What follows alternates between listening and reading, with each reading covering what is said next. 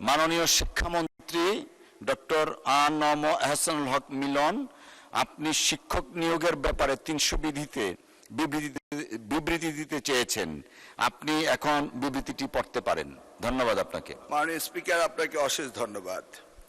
আজ আসরের পূর্বে পয়েন্ট অফ অর্ডারে নোয়াখালী 2 মাননীয় সংসদ সদস্য জয়নুল আবেদিন ফারুক, তিনি 6 বার নির্বাচিত হয়েছিলেন এবং সাবেক চিফ হুইপ ছিলেন, তিনি তার পয়েন্ট অফ অর্ডারে তার এলাকা সহ সারা বাংলাদেশে প্রাথমিক স্কুলে হেডমাস্টারের অভাব এই নিয়ে তিনি এই প্রসঙ্গে একটি বিবৃতি দিয়েছিলেন।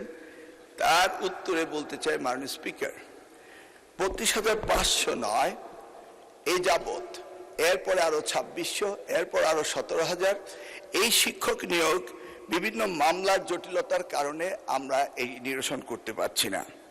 আজকে 4 মাস হতে চলল এই মন্ত্রণালয়ের দায়িত্ব পেয়েছি।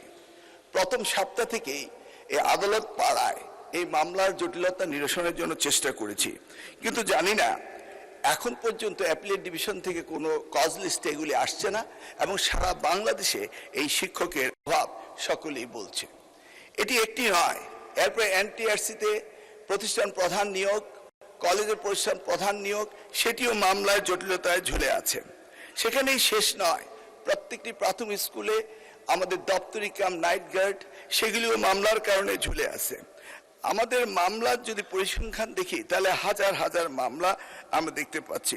মাননীয় স্পিকার, ইতিমধ্যে আরো 33,000 হেডমাস্টার পজিশন খালি হয়েছে। আপনি একটু ভেবে দেখুন, সারা বাংলাদেশে এই হেডমাস্টার এখনো যারা হেডমাস্টার হতে পারেননি তারা রিটায়ারমেন্টে চলে যাচ্ছেন এবং তারা হেডমাস্টার প্রমোশন পাচ্ছেননি।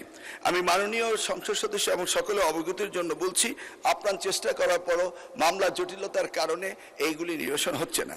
ইতিমধ্যেই আবার প্রাথমিক স্কুলের প্রশাসনিক বদলির কথা বলা হয়েছে। আমি মাননীয় সংসদ সদস্যদের জ্ঞাতসারে বলতে চাই, এগুলি উপজেলা এবং জেলা এবং বিভাগ পর্যায়ে পাঠিয়ে দেওয়া হয়েছে। মাননীয় স্পিকার, আমরা সকলেই জানি education is the essence commodity for everybody. অতএব সকলে এই বিষয়টি গুরুত্ব দেয়। আপনার মাধ্যমে আমি এই বিষয়টি সকলকে অবগত করলাম। ধন্যবাদ আপনাকে মাননীয় স্পিকার।